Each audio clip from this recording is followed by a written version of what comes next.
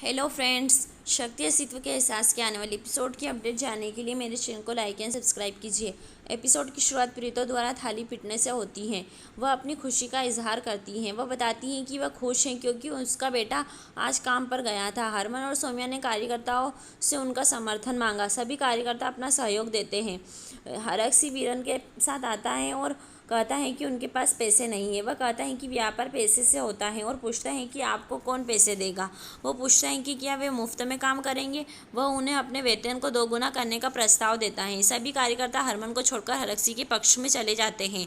हरमन बताता है कि उन्हें यकीन है कि वे खिलौने बेचे जाएंगे और कहता है कि एक बार काम पूरा हो जाने पर वह उनके पूरे पैसे का भुगतान करेगा। कार्यकर्ता ने मना कर दिया।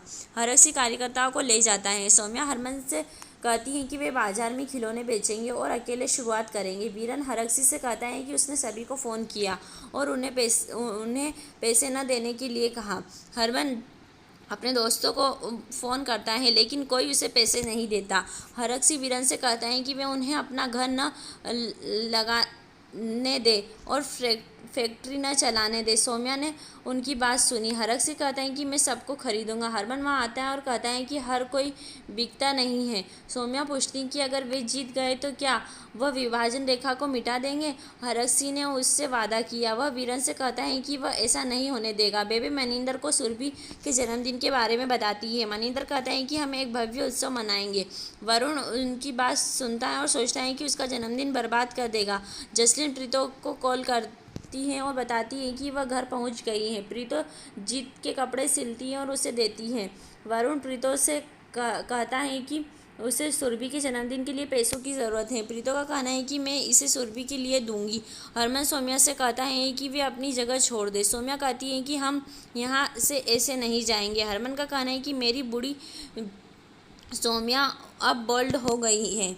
सौम्या का कहना है कि उन्होंने मुसीबतों से लड़ने की हिम्मत जुटाई है। वर्कर हेड हरमन के पास आता है और बताता है कि आपने मुझे पैसे दिए थे और मेरी बेटी के इलाज के लिए छुट्टी दे दी थी और उसे धन्यवाद कहता है। वह उसके साथ काम करना चाहता है। उसका कहना है कि वह श्रमिकों को खिलौने बनाने का प्रशिक्षण दे सकते हैं लेकिन उनके पास कोई श्रमिक नहीं है। सौम्या उसे कार्यकर्ताओं को प्रशिक्षित करने के लिए तैयार होने के लिए कहती है। शनो रावी को घर के सौम्या की तरफ कूड़ा फेंकने के लिए कहती है। रावी मना कर देती है। भले ही शनो उसे ब्लैकमेल करती है, वह कूड़ा वहीं फेंक देती है और चली जाती है। शनो सोचती है कि वह कूड़ा फेंक देगी। रावी परेशान हो जाती है और बाहर आ जाती है।